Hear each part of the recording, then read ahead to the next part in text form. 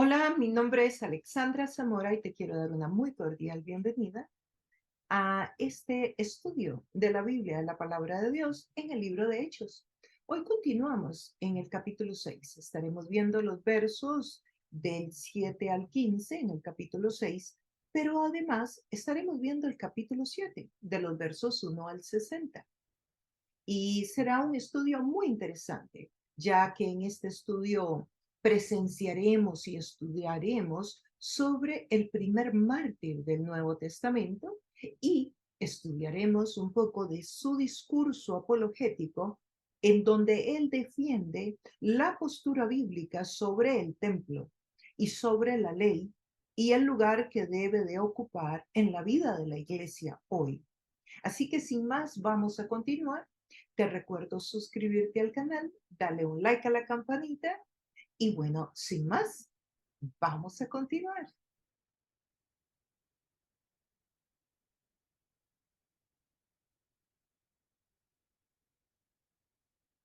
Hechos de los Apóstoles.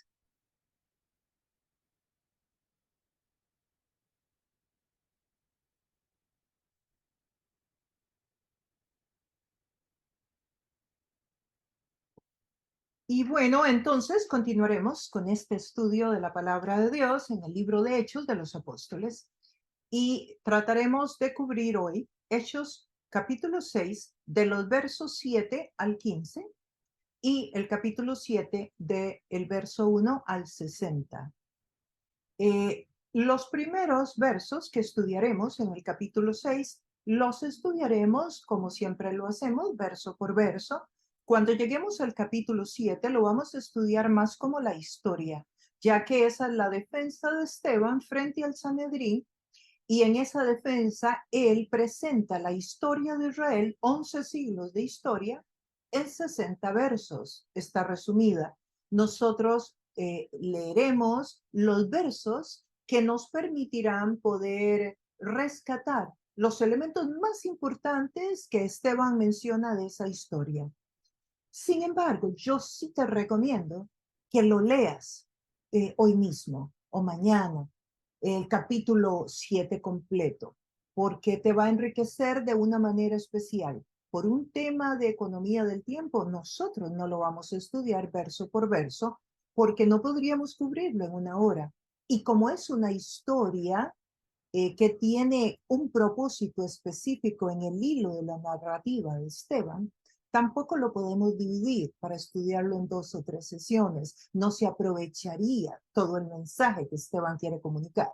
Por esta razón, lo vamos a sintetizar, lo vamos a resumir, pero sería bueno que usted lo pueda leer cuando esté en su tiempo libre, porque definitivamente es un capítulo muy interesante con muchos detalles. Y con la luz que te va a arrojar el texto, el estudio de hoy, pues vas a entender posiblemente mucho más cuando lo vuelvas a leer. Inclusive, yo sé que es muy posible que ya lo hayas leído en el pasado.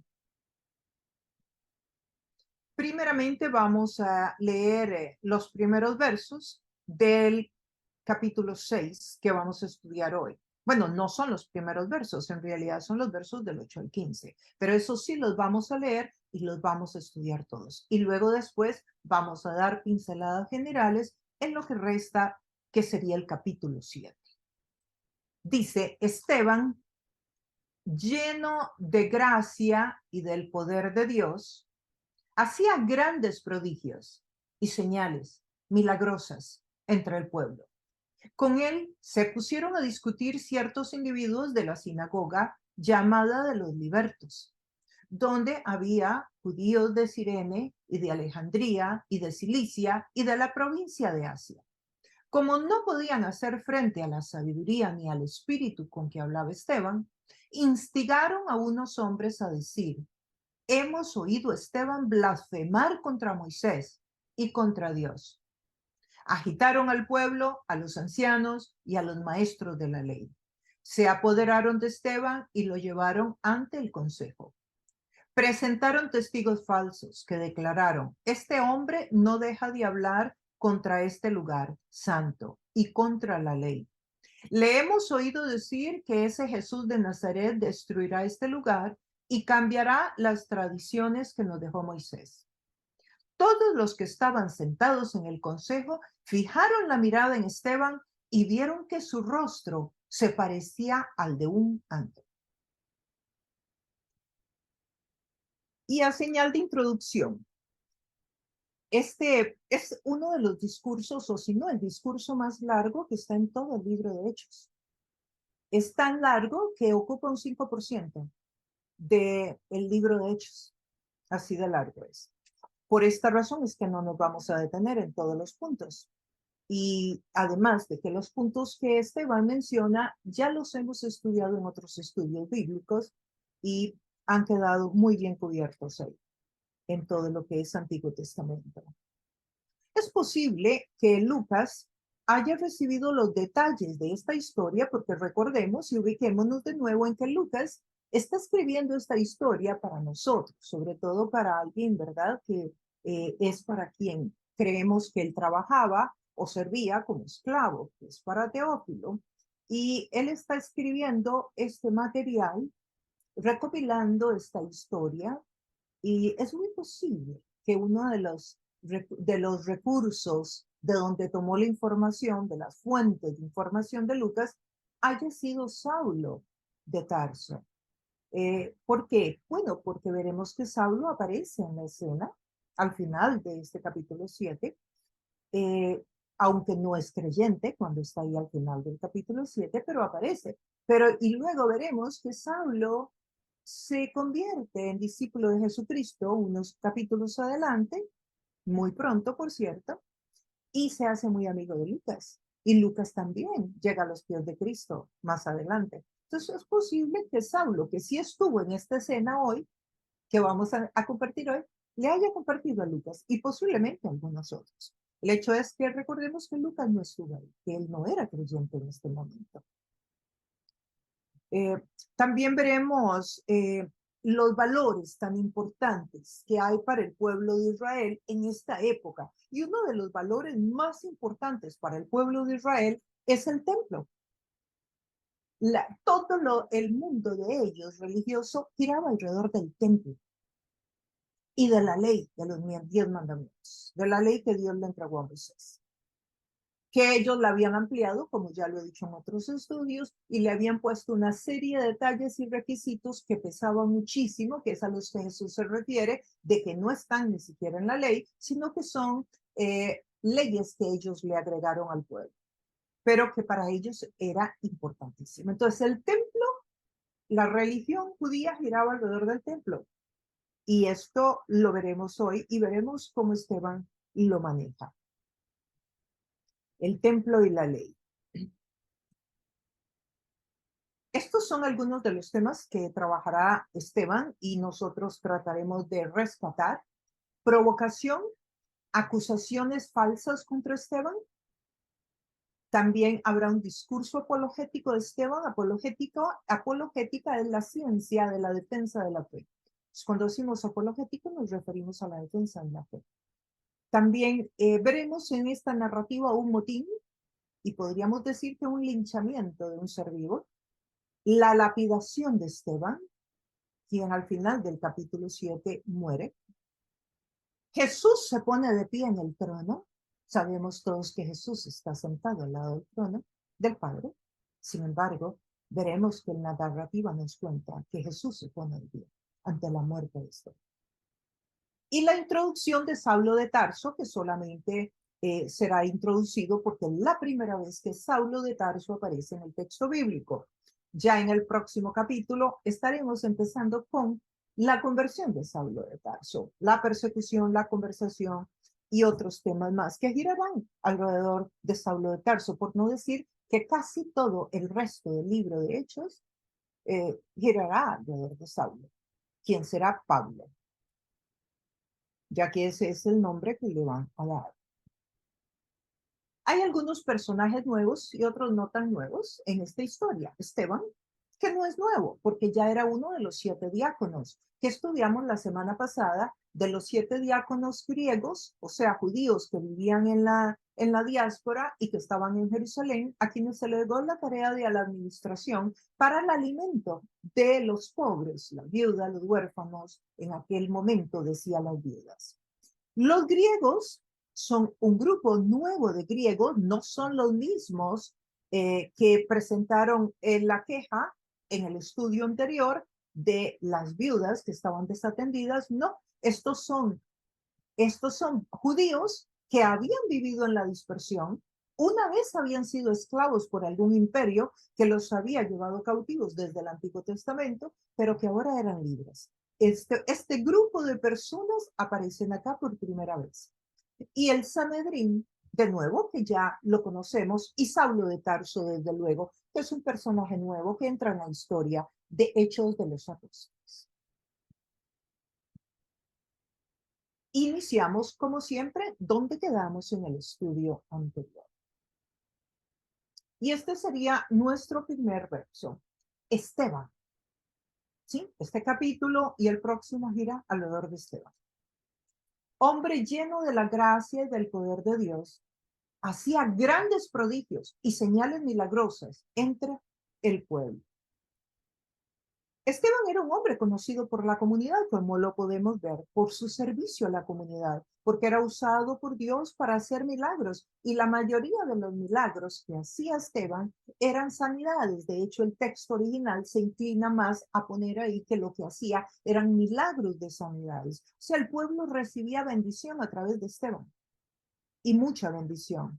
Y como todo evangelista, tenía el respaldo del Espíritu Santo precisamente en dones y milagros. Ustedes saben que hay 5 ministerios principales, por decirlo de alguna manera: profetas, maestros, evangelistas, apóstoles. Y, evangelista es uno de los ministerios. Es aquella persona a la que Dios llama para que haga discípulos de Cristo donde quiera que vaya. Hay una gracia especial en el evangelista que hace que la gente quiera escuchar el evangelio. Pero también hay ciertas credenciales que tenemos los evangelistas, y es que cuando oramos suceden cosas, suceden milagros, suceden sanidades.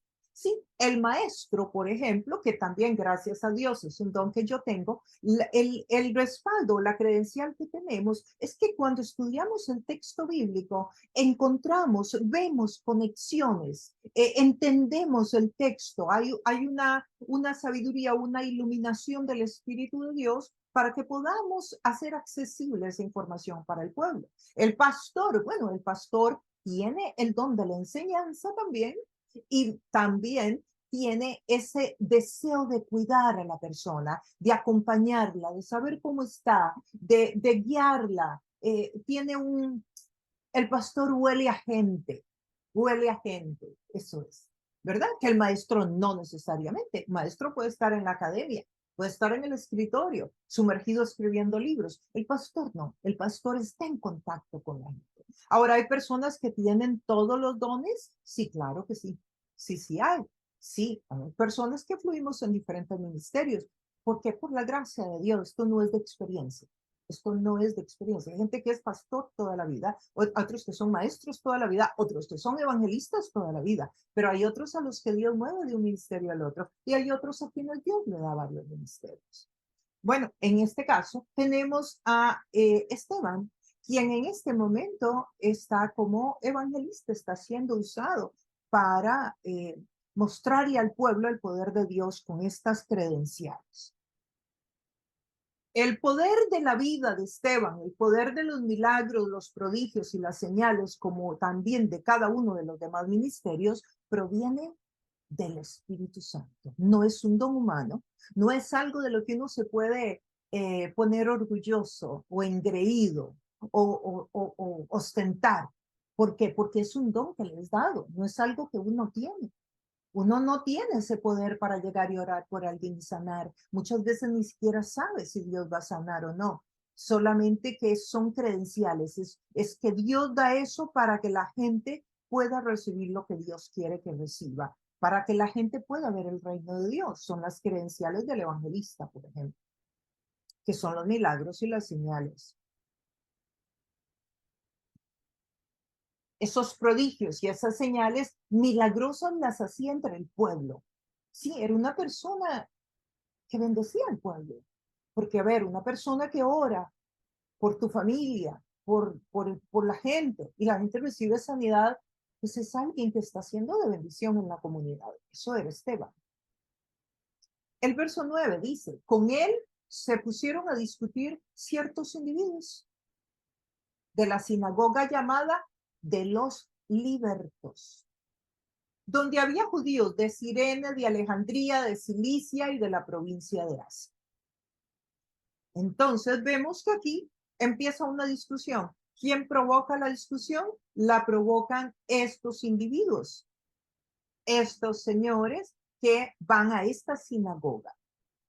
No es provocada por él. La palabra discutir, una palabra importante en este texto, la palabra discutir es una palabra que se refiere más a preguntas capciosas, a preguntas tramposas que tienen como propósito hacer trampa, zancadillas, para que la persona diga algo que no conviene y usarlo en su contra. Ahora, ¿qué será la sinagoga de los libertos? Bueno, veamos un poquito sobre esta sinagoga para poder entender el contexto. El texto nos indica que había una sinagoga y que se le llamaba los libertos y que venían personas de diferentes grupos étnicos que eran miembros de esta sinagoga. Estaba conformada por esos judíos de la diáspora que mencioné anteriormente. Eran judíos, pero que habían vivido en diferentes naciones, en diferentes grupos, que habían sido cautivos, alguna vez habían sido esclavos, pero que ahora eran libres y podían vivir acá en Jerusalén. Y por lo tanto, pues se habían juntado todos estos grupos y tenían su propia sinagoga.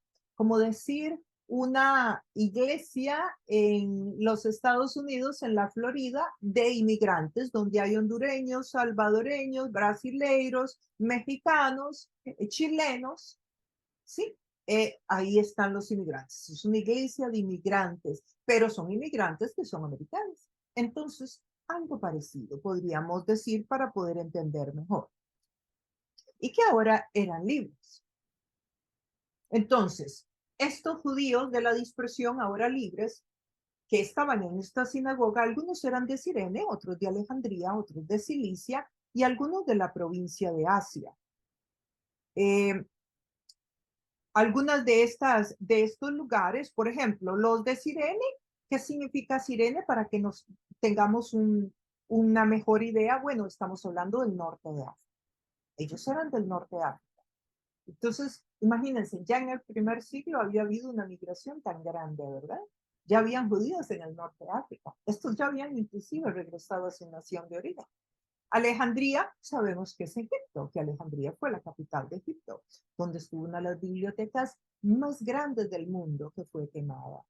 Cilicia era una provincia del imperio, precisamente de donde viene Saulo de Tarso. Saulo de Tarso viene de Tarso. Cilicia es la región, la provincia, el espacio más grande. Y Tarso, por eso se dice Saulo de Tarso, el nombre del lugar de donde él creció, que hoy estaríamos hablando de Turquía, de un lugar en Turquía. Y Asia es el nombre que recibía el extremo oeste de Asia, lo que sería hoy Turquía, también otra parte de Turquía. Está muy posible que Saulo haya pertenecido a esta sinagoga. Perdón. El verso 10. Como no podían hacer frente a la sabiduría ni al espíritu con que hablaba Esteban, nótese la diferencia, hacen diferencia entre sabiduría y espíritu. Si la sabiduría, ¿no? Esa inteligencia espiritual, por llamarle de alguna manera, y luego al espíritu, que el espíritu es algo más como autoridad en este caso, más como las credenciales, como el respaldo, perdón, con que hablaba Esteban. Instigaron a unos hombres a decir, hemos oído a Esteban blasfemar contra Moisés y contra Dios.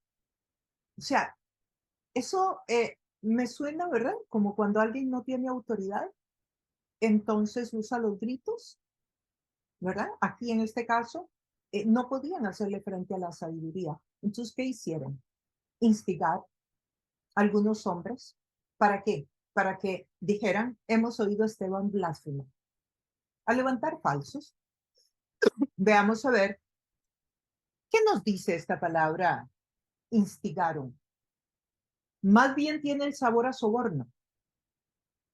A Jesús también lo acusaron y le levantaron blasfemias y le levantaron falsos y lo acusaron de estar blasfemando. Entonces, están levantando calumnias, están haciendo soborno. Un término que manejamos muy bien en nuestras culturas, ¿no? Latinoamericanas, pero también de otros continentes. Ese tema del soborno, con lo que se puede hacer muchísimo daño, ¿no?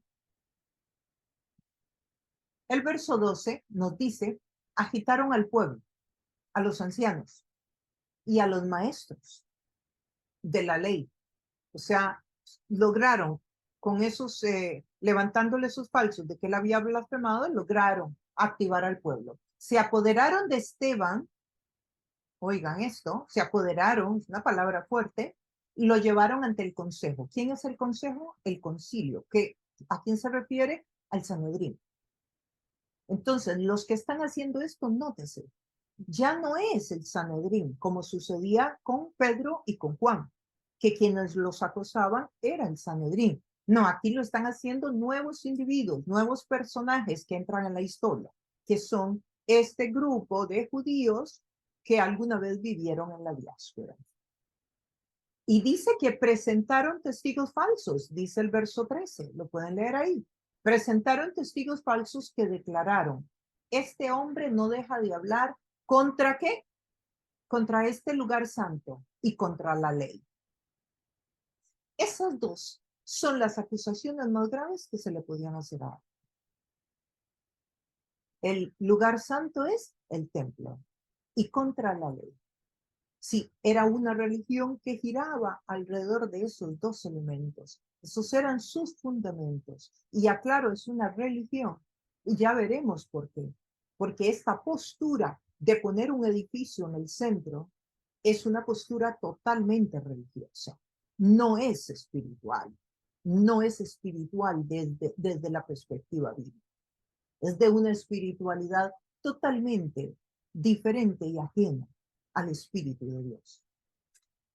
Y dice, este hombre no deja de hablar contra este lugar santo, cosa que no era cierta, y contra la ley. Le hemos oído decir que ese Jesús de Nazaret, recuerdan lo de Jesús de Nazaret, ¿verdad? Eso de Nazaret es como para ponerle un poquito de spicy, ¿verdad? Ahí, para ponerlo abajo, para hablar de alguien inferior, de Nazaret, alguien de Galilea, por lo tanto, segunda clase, ¿verdad? Porque los de Galilea, los de Jerusalén veían a los de Galilea como de segunda clase, no gente tan espiritual como los de Jerusalén.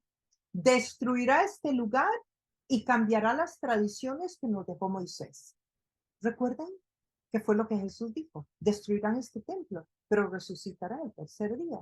En 3 días Dios lo levantará. Bueno, están aquí acusando a Esteban de que él está diciendo eso. Las tradiciones que nos dejó Moisés, o sea, la ley. Eso es lo que están acusándole. Quiero que le pongan mucha atención porque todo el capítulo 7 es una respuesta a estos dos versos. Entonces pónganle mucha atención. Todo el capítulo 7 es respuesta a esta mentira que le están levantando. Le hemos oído decir que Jesús de Nazaret destruirá este lugar. Y todo lo que ha hablado es contra este lugar y contra la ley que estableció Moisés.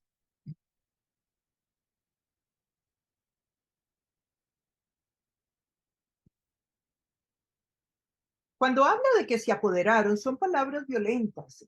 Ellos no fue que lo llevaron del brazo, como sí hicieron los soldados con Pedro y con Juan. ¿Recuerdan cuando lo encontraron, los tomaban del templo y los llevaban al Sanedrín? Que por un temor al pueblo, pues los llevaban con más cuidado. Aquí no. Aquí estos judíos, que no son del Sanedrín, lo están llevando a Esteban de forma violenta. Están siendo bien agresivos. Y más allá que agresivos, yo podría decir que están siendo como desafiando un poco, o sea, desafiando a quien pensara diferente, por decirlo de alguna manera, rompiendo con lo que se había mantenido hasta ahora, que es que no violencia contra ellos. Y acusaron a Esteban de esos asuntos, contra el templo y contra la ley. Tenemos el verso 15. Todos los que estaban sentados en el consejo, o sea, el Sanedrín, fijaron la mirada en Esteban y vieron que su rostro se parecía al de un ángel. Interesante, ¿verdad? Que Lucas haya podido recopilar este detalle, a menos que hubiese alguien creyente dentro del público o dentro del Sanedrín, o alguien que luego se hizo discípulo de Jesús, que estaba en el Sanedrín y luego se hizo discípulo de Jesús, ¿verdad? El hecho es que esto es la experiencia que está teniendo Esteban. Su rostro parecía al de un ángel.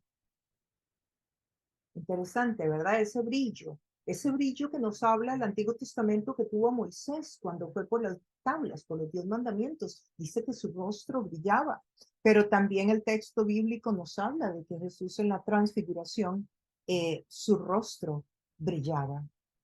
Entonces es una sensación muy interesante, una experiencia muy interesante la que tiene que estar viviendo Esteban acá. Esto me recuerda una oportunidad que yo tuve una experiencia en que fui encandilada y percibía que algo en mi rostro estaba diferente, pero no fue algo como esto. En mi caso había una luz que me encandilaba, aquí no. Vemos entonces que aquí cubrimos esos versos que son el fundamento que provoca la respuesta que ahora veremos en el capítulo 7, de los versos 1 al 60. Y aquí les ruego, de nuevo, que si puedes leerlo, luego lo hagas. Y si lo estás viendo en redes sociales, en YouTube, bueno, podrías parar y leerlo también, si te apetece. Y luego volver a la enseñanza, o al contrario, iluminarte con la enseñanza y luego leerlo, que entonces vas a tener un acercamiento al texto con un poco más de iluminación por la información que podremos dar. Preguntas a las que Esteban responde, usando 11 siglos de historia bíblica. Así que en estos 60 versos, Esteban pretende cubrir, ¿verdad? 11 siglos de historia. Las preguntas a que responden los siguientes versos que estudiaremos es, ¿qué es el templo? ¿Quién es el Mesías? ¿Qué hicieron los antepasados con los mensajeros que Dios les envió? ¿Qué hicieron ustedes con el Mesías ahora que vino, hace un par de meses? Estas son algunas de las preguntas que está tratando de hacer, que está tratando de responder.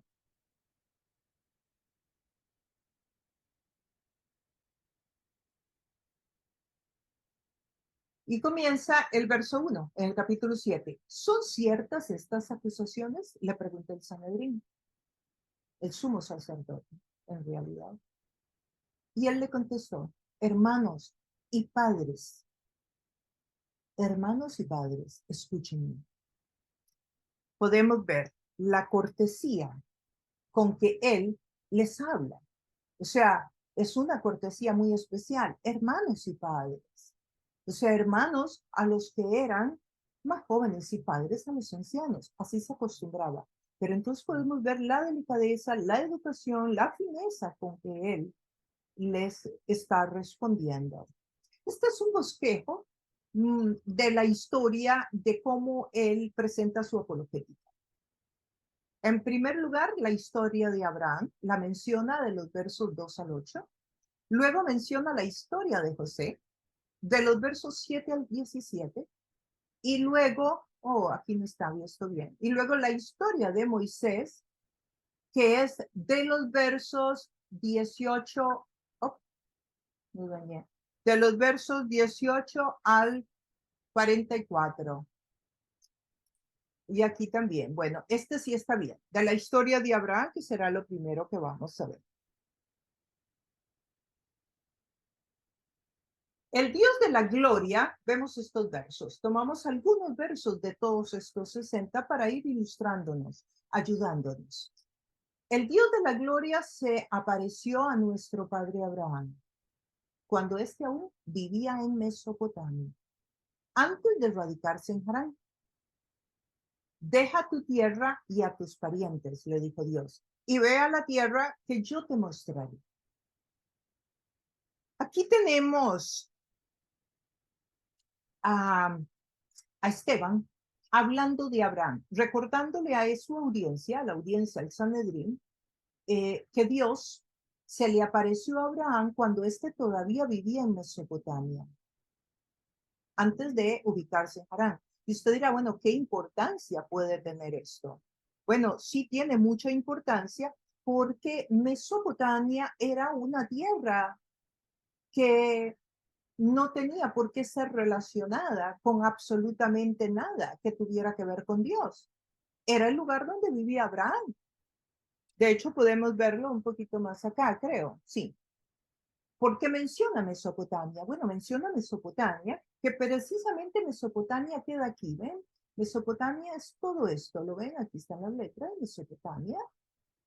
Mesopotamia es toda esta región que está entre el río Tigris y el río Éufrates, muy lejos de Canaán, como pueden ver aquí abajo, que es la tierra prometida, la Sierra Santa, la tierra que Dios les prometió, que los sacó de Egipto y los llevaban ¿para dónde? Para Canaán, para acá. Toda la travesía del desierto era para llegar a Canaán. Ahora, ¿por qué menciona Esteban Mesopotamia? Porque es el lugar de donde viene Abraham, porque es un lugar, una tierra pagana, porque Mesopotamia no tenía absolutamente nada de santa, pero no tenía nada de santa.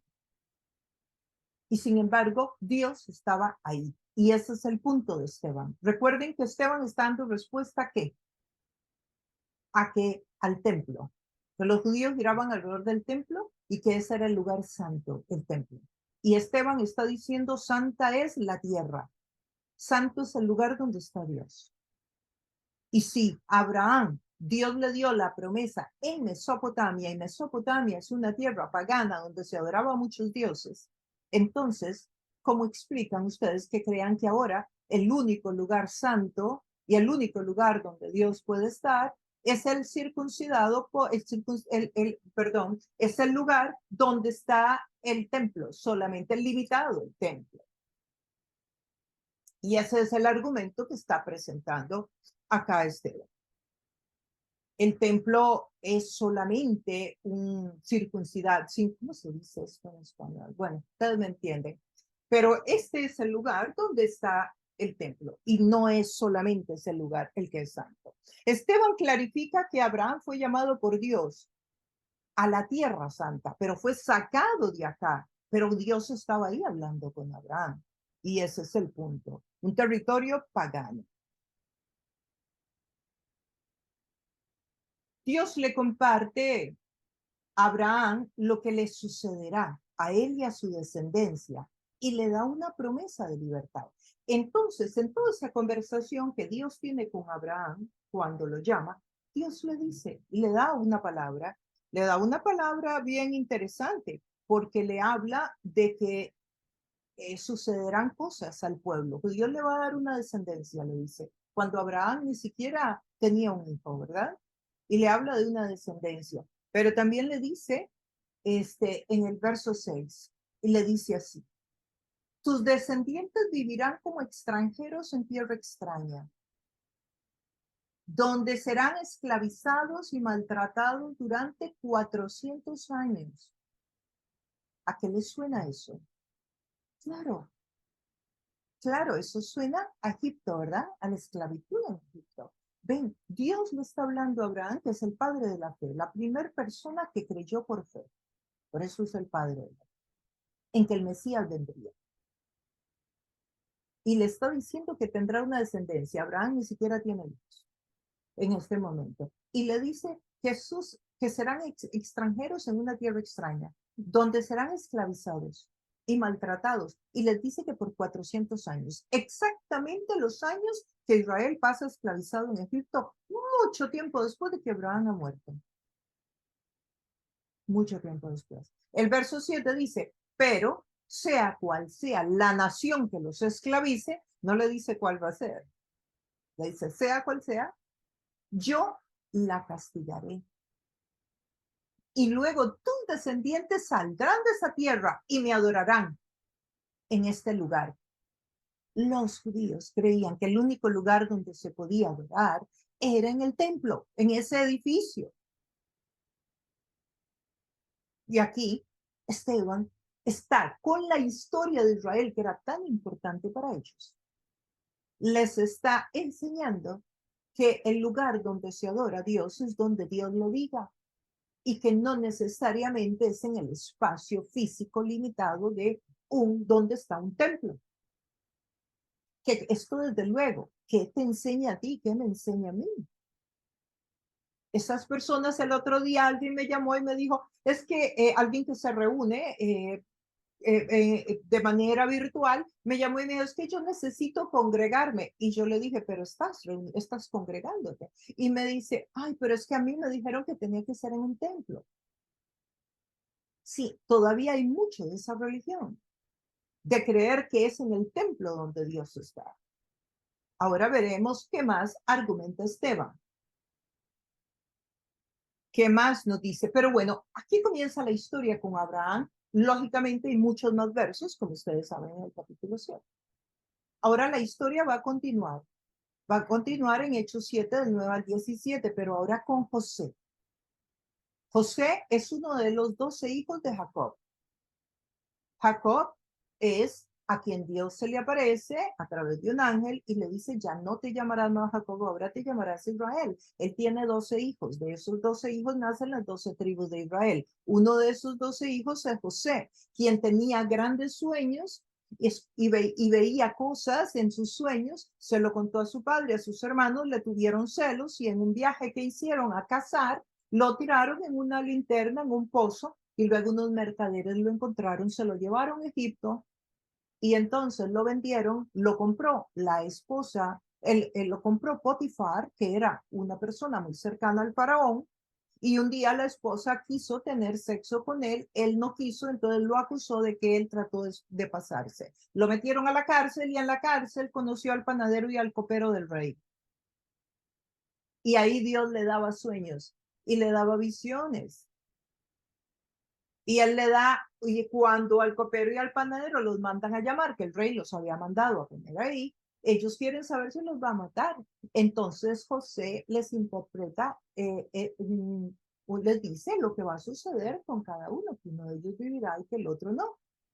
Y eso exactamente es lo que sucede. Años después, uno de ellos, el que sobrevive, está sirviendo a Faraón. El Faraón está confundido, está frustradísimo porque nadie le puede discernir un sueño que tiene de unas vacas flacas y unas vacas gordas. Y este personaje se vuelve y le dice, Señor, cuando yo estaba en la cárcel y tú me mandaste a traer un joven, me dijo exactamente lo que iba a pasar entre el panadero y yo, y me dijo que yo viviría y que el otro moriría, y eso sucedió, él podría ayudarte. Y así es como Faraón conoce a José.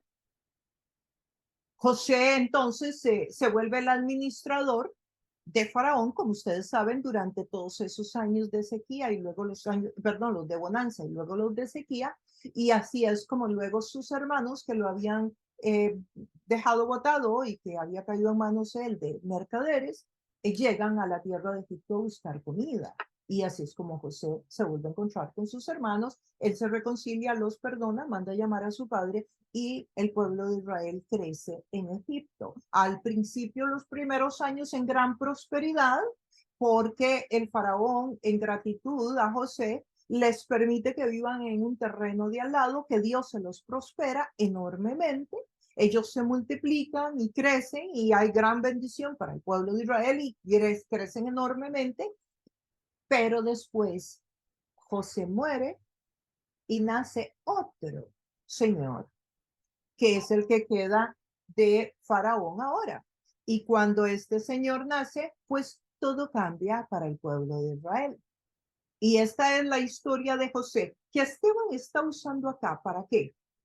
Pues Esteban la está usando para hablar de que Dios le habló a José en la cárcel. Le dio sueños y visiones en la cárcel. Le dio sueños y visiones para trabajar y estando trabajando con el faraón, un señor totalmente pagano. Entonces, no se trata de que la presencia de Dios esté limitada a un lugar específico. Y ese es el argumento que él está dando para hablar de que el templo, Dios no puede ser limitado a un templo. Avancemos. El texto nos dice, por envidia, los patriarcas, ¿quiénes son los patriarcas? Los 11 hermanos de José, vendieron a José como esclavo, quien fue llevado a Egipto, pero Dios estaba con él.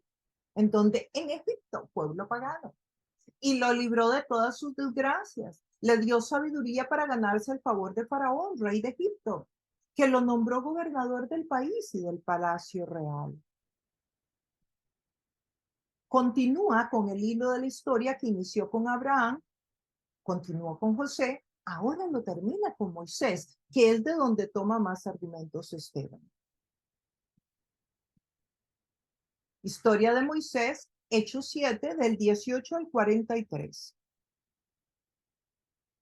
Y en esta sección es donde Esteban encuentra mucho más argumento. En realidad esto no es una defensa. Al final veremos que es más bien una acusación la que hace Esteban. Él quiere hacer un paralelo entre Moisés y Jesús, el cual muy válido, porque Moisés es tipo, figura de Cristo en el Antiguo Testamento.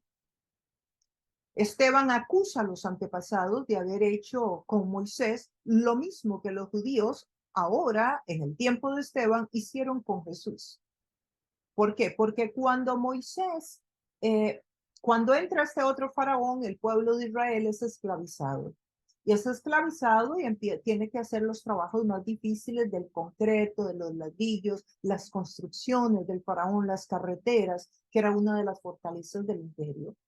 Y bueno, el pueblo queda esclavizado, pero entonces Dios ya se va acercando el tiempo de aquella promesa. ¿Recuerdan que Dios le hizo una promesa a Abraham? Y le dijo que la descendencia estaría esclavizada, pero que después de 400 años sería libre. Bueno, resulta que esa fecha se está acercando. Entonces, ¿qué hace Dios? Dios levanta a Moisés.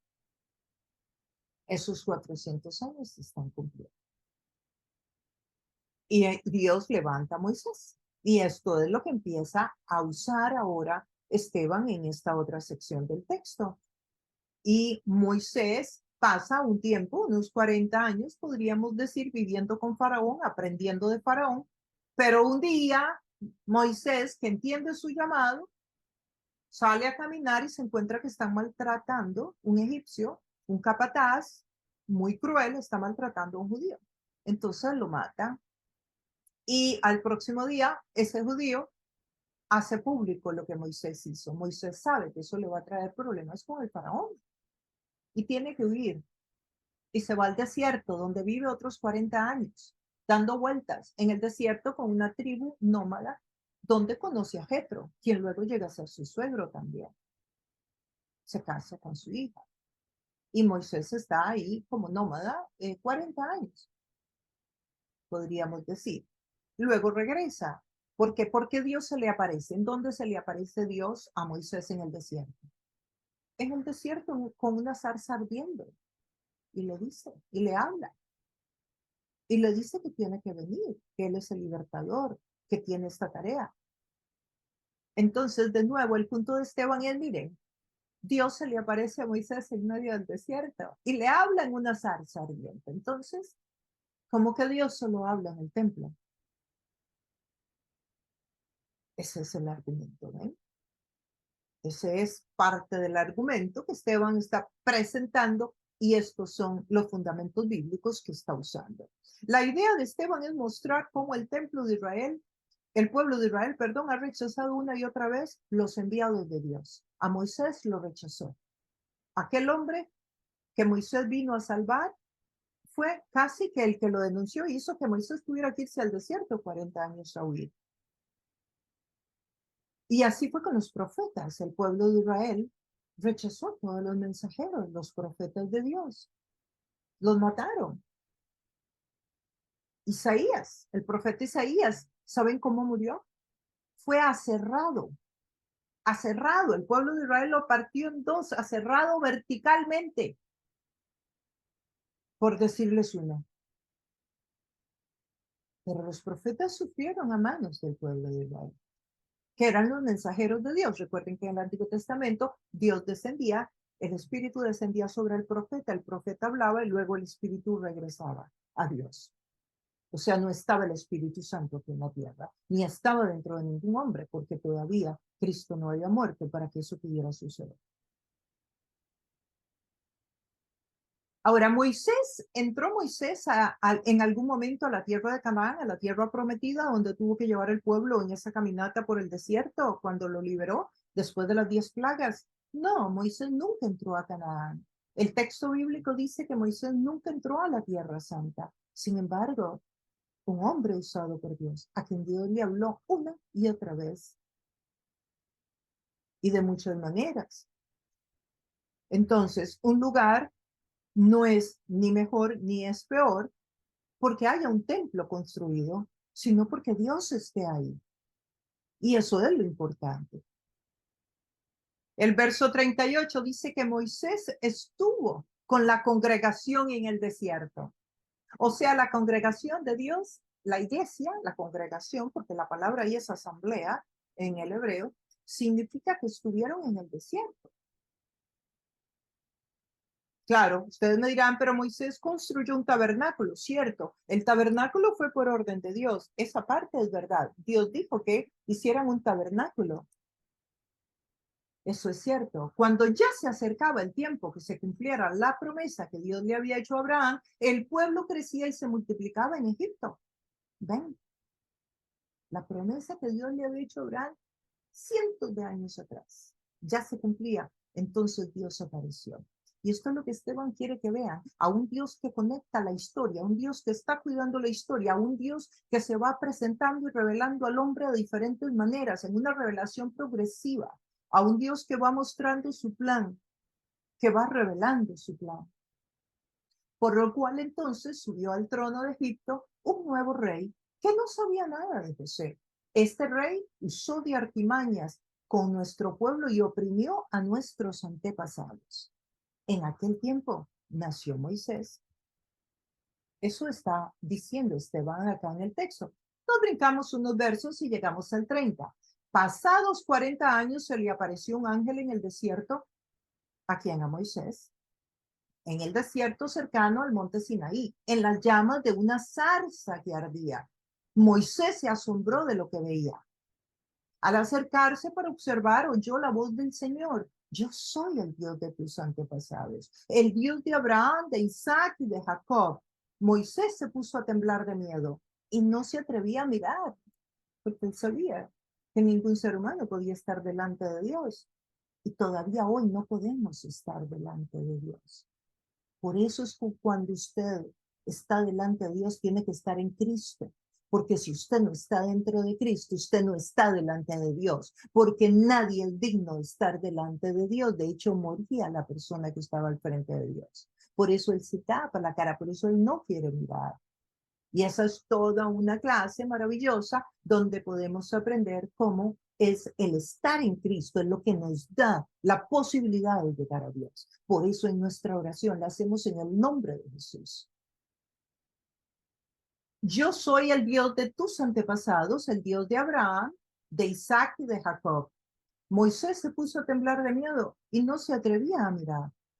Le dijo, Señor, le dijo el Señor, quítate las sandalias, porque estás pisando tierra santa. Este es el argumento que está usando Esteban. O sea, ahí en el desierto, ahí en la zarza, era tierra santa. O sea, tierra santa no es solo donde está el templo.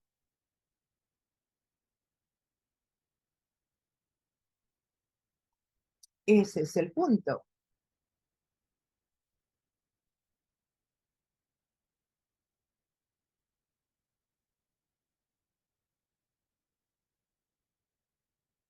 Si Dios solamente está en el templo y solo el templo es santo, entonces, ¿por qué Dios dice que el lugar donde pisaban los pies de Moisés era santo?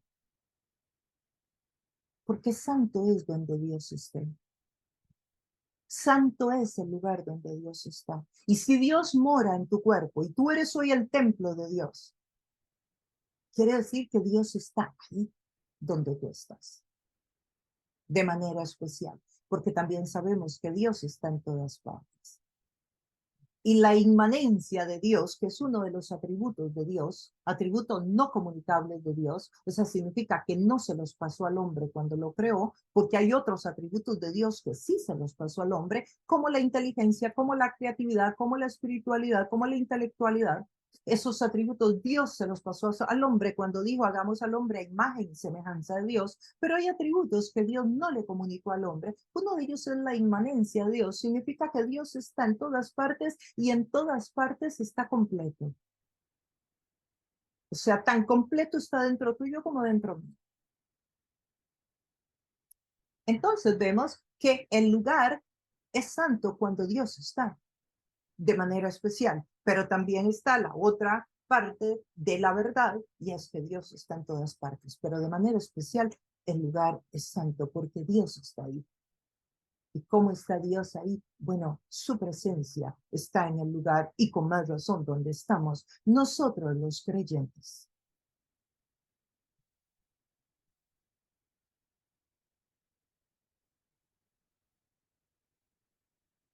Moisés construyó un tabernáculo instruido por Dios. Salomón construyó un templo que fue una propuesta de su padre David.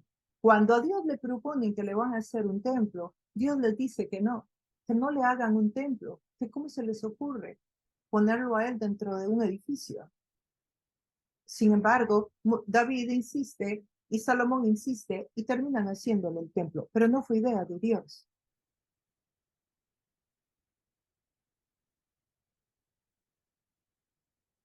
Sin embargo, el verso 48 del capítulo 7 en Hechos, al Altísimo no habita en casas construidas por manos humanas. Esto les está diciendo Esteban.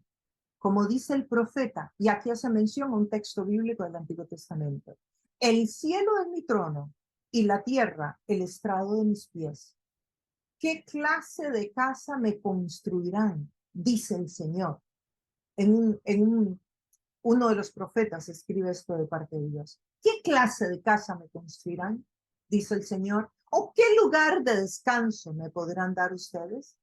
¿No es mi mano la que ha hecho todas las cosas?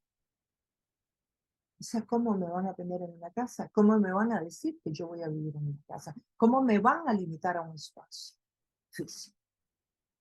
Este es el argumento que Dios le da al profeta y el profeta escribe eso en el Antiguo Testamento. Esteban está usando citas del Antiguo Testamento que este pueblo que le está escuchando sabe que es verdad, que existen, que son. Para los judíos el único lugar donde se manifestaba el Shekinah, la gloria o la presencia de Dios, era en el templo. Shekinah es en el hebreo. Era en el templo, nada más. Y eso era lo que defendían y por eso los estaban acusando a Esteban. Al inicio de este estudio lo vimos, porque lo están acusando de que él ha dicho que cosas contra el templo. Y Esteban, en lugar de decir, no, yo no dije nada del templo, él toma y defiende la verdad frente a ellos, diciéndoles que el templo, que sí, lo están acusando, pero él no se defiende. Él lo que defiende es la verdad. El hecho de que el templo no es lo que ellos, el lugar que ellos le están dando al templo, que Dios no está encerrado en el templo. Entonces, que ni siquiera deberían no solamente no acusarlo porque él no lo dijo, sino que además eso no tiene validez como para hacer algo importante para Dios. Ni además no es verdad que el templo sea el único lugar que guarda el Shekinah, la gloria, la presencia de Dios. Y aquí está la cita bíblica que estaba mencionando Esteban. En Primera de Reyes 8:27 dice, pero será posible, Dios mío, que tú habites en la tierra. Si los cielos, por altos que sean, no pueden contenerte, mucho menos este templo que he construido. Esto lo dice Salomón cuando termina el templo. Y él reconoce que el templo no puede contener a Dios. Qué belleza, ¿verdad? Qué profundidad, qué maravilla. Isaías 66 también lo dice de esta manera. Así dice el Señor, el cielo es mi trono y la tierra el estrado de mis pies. ¿Qué casa me pueden construir? ¿Qué morada me pueden ofrecer? Si el cielo es mi trono y la tierra el estrado de mis pies. Fue mi mano la que hizo todas las cosas. Fue así como llegaron a existir, afirma el Señor. Qué belleza, ¿no? Esto lo dice en el Antiguo Testamento y él lo está usando acá de nuevo. El verso 51, tercos. Aquí esto le da un giro completo al tono de esta apologética que está presentando usted. Tercos, duros de corazón y torpes de oídos. Ustedes son iguales que sus antepasados. Siempre resisten al Espíritu Santo. ¿Por qué a los antepasados? Porque los antepasados quisieron matar a Moisés. Porque los antepasados se rebelaron contra Moisés en el desierto. Porque los antepasados esclavizaron y vendieron a José. Porque los antepasados mataron a los profetas. Entonces, eso es lo que les está diciendo. Ustedes son iguales que sus antepasados, no son mejores. Resisten al Espíritu Santo. Así como los antepasados no pudieron escuchar al Espíritu Santo cuando hablaba a través de un profeta. Romanos 2:29 dice, el verdadero judío lo es interiormente. Sí, no está en el templo, ni está en la circuncisión. El verdadero judío lo es interiormente y la circuncisión es la del corazón. Es la que hace el Espíritu Santo cuando entra a tu vida y entra a la mía. No el mandamiento, no la ley, no las tablas escritas o en un libro puesto en el centro de la sala de tu casa o en la puerta de tu casa, guindando de uno de los dinteles de la puerta. Solo puedes tener ahí para recordarte y quizás te pueda ayudar, pero la verdadera circuncisión es la que Dios hace en tu corazón. Y también es realizada por el Espíritu Santo. Es ese mandamiento de Dios escrito en tu corazón que cuando lees la Biblia lo implementas en tu diario vivir, lo aceptas como la palabra de Dios y lo empiezas a vivir. Esa transformación que hace Dios a través del Espíritu Santo, no lo que está escrito en una tabla o en un papel como la ley o en un libro que le llamamos Biblia. Con tener la Biblia en el mueble no va a cambiar tu vida, ni va a cambiar tu futuro, ni el de tus hijos. Es convivir la palabra de Dios.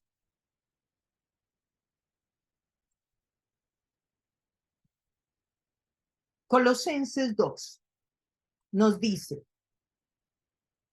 además, en él fueron circuncidados no por mano humana, sino con la circuncisión que consiste en despojarse del cuerpo pecaminoso. Esta circuncisión la efectuó Cristo. Es en la cruz del Calvario que Jesús nos da el poder y la habilidad para que nosotros nos podamos despojar del cuerpo pecaminoso. Solamente con Cristo es que un ser humano puede dejar de pecar.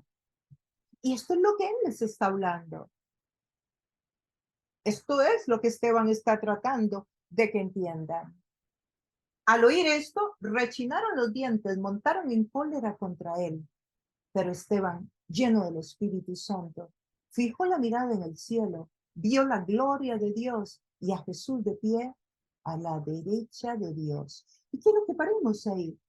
Miró la mirada en el cielo vio la gloria de Dios, el Shekinah de Dios, y a Jesús de pie, no sentado. El texto bíblico dice en todos los pasajes que Jesús subió y que está sentado a la diestra del Padre. En este texto encontramos que Jesús se pone de pie a la derecha de Dios. Sentado en el trono significa, la razón por la que está sentado en el trono, porque era parte de la tradición cuando se terminaba el trabajo, cuando algo estaba hecho y terminado, se sentaba la persona. Por eso Jesús sube a los cielos y está sentado a la diestra del Padre, porque el trabajo está terminado, aunque tú y yo todavía no hayamos terminado de disfrutar de todos los beneficios y de ver toda la gloria manifiesta, como está en el libro de Apocalipsis, pero el trabajo de Cristo ya está terminado. Solo hay que esperar a que esto continúe y termine. Pero ya él hizo lo que tenía que hacer. Por eso está sentado. Pero ante la muerte de Esteban, Jesús se pone de pie. Ante la muerte de los mártires de países como Nigeria, donde han muerto muchísimos creyentes por causa de la fe. En la China, estos grupos étnicos que están metiendo en la China en la cárcel porque se hicieron discípulos de Cristo. En Rusia, en Corea del Norte, en todos estos países donde están matando a creyentes. El texto bíblico nos dice que ante un mártir que muere por la fe, Jesús se pone de pie. Y es que hay una gran diferencia. Tú me dirás, bueno, los musulmanes también mueren por su fe. No, no, no. A estos creyentes los matan por su fe. Los musulmanes se suicidan por la fe. Son dos cosas totalmente diferentes. La Biblia dice que no podemos matarnos, que no debemos matarnos. Los musulmanes se matan, se suicidan por lo que creen. Este no es lo mismo que un mártir. Un mártir es aquel a quien le quitan la vida por su fe. No es alguien que se suicida. Y luego dice el 56, veo el cielo abierto, exclamó, y al Hijo del Hombre de pie a la derecha de Dios, de pie. ¡Qué belleza! Entonces ellos, gritando a voz en cuello, se taparon los oídos y todos se abalanzaron sobre él. Taparse los oídos era parte de la costumbre cuando se escuchaba una blasfemia. Y dice que se abalanzaron sobre él. Lo sacaron a empellones fuera de la ciudad y comenzaron a apedrearlo. Los acusadores le encargaron sus mantos a un joven llamado Saulo. Y aquí aparece Saulo de Tarso, siendo parte de los asesinos que promovían la muerte de Esteban, del primer mártir del Nuevo Testamento. Un jovencito de 17 años. Podría tener Esteban 16, 17 años. Dice que lo sacaron de la ciudad porque no se podía matar a un judío dentro de la ciudad. Y ahí lo lapidaron. Y como dejé en esta fotografía, ahí a los pies de un hombre, de un joven llamado Saulo, que no era joven, podría tener 30 años, pero era un modismo y una manera de hablar para decir que no había llegado a la edad adulta. Si esto fue un linchamiento, esto fue un motín, esto no fue legal, aquí no hubo juicio. Aquí esto fue un asesinato.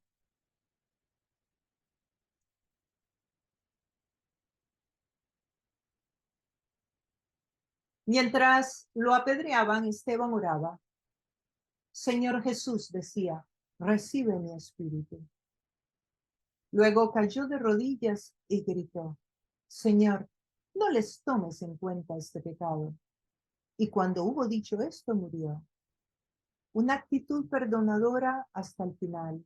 Aquí Esteban estaba libertándolos a ellos con el perdón. No, no. Esteban se estaba libertando él. Cuando uno perdona, uno se libera uno. El perdón, cuando tú perdonas a alguien, estás poniéndole la llave al candado de tu celda, no al de la del otro. El favor te lo estás haciendo tú. Él es liberado. Con un gesto de compasión parecido al que tuvo Jesús en la cruz. Y claro,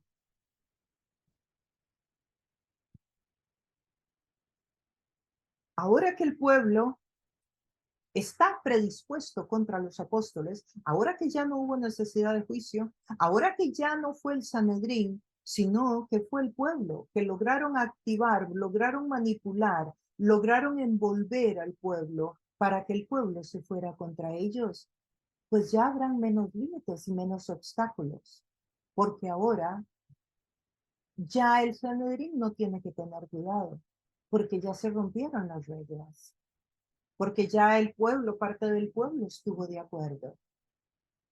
Entonces, aquellas mismas masas, aquella misma gente que llegó y recibió la bendición de los apóstoles, las sanidades y los milagros que los seguían, esos mismos, de aquí en adelante, los veremos levantarse contra el evangelio. El evangelio ha pasado por muchos obstáculos, como podemos ver, por muchísimos obstáculos. El evangelio ha sufrido para que pueda llegar a tus manos hoy. Para que el evangelio, para que tú hoy escuches la palabra de Dios, hubo un mártir que se llamaba Esteban, en representación de cientos de mártires más que han habido a través de la historia, para que el texto bíblico te llegue a ti hoy como te está llegando. Y todo esto, un trabajo del Espíritu de Dios. Y la pregunta es, ¿qué haremos tú y yo para que este mensaje de salvación, de bien para la humanidad, de vida eterna, de restauración para la familia, llegue a las próximas generaciones? ¿Qué vas a hacer? ¿Cómo vas a contribuir? ¿Cuál es el llamado de Dios a tu vida? ¿Qué estás escuchando? ¿Qué te está hablando Dios? ¿Qué te ha hablado el Señor durante este mensaje? ¿Cómo podemos hacer para que mensajes como estos lleguen a más personas en las redes sociales? ¿Cómo podemos hacer para que más personas vayan a llevar el evangelio a otras naciones? ¿Cómo podemos hacer para que más miembros de tu familia conozcan de la verdad? ¿Y cuál es el precio? ¿Cuál es el sacrificio que estás dispuesto o dispuesta a pagar para que Cristo toque la vida de tus seres amados, de las personas que están a tu alrededor y de las que no están a tu alrededor, pero que el Señor también quiere tocar sus vidas para que tengan vida eterna? El Evangelio ha pasado por mucho, ha pasado por muchísimo, para poder llegar hasta nuestras manos. Que Dios continúe iluminándote, hablándote y que ponga en ti la contribución que tú debes hacer para que el reino continúe. Y recuerda, el Señor no está limitado a un espacio físico. Él no está en un templo hecho de manos humanas. Él sí está en un templo, que eres tú y soy yo. Un templo que no es hecho por manos humanas. Somos el templo del Espíritu Santo. Y donde quiera que nosotros estemos, ahí está Dios y ahí está la iglesia.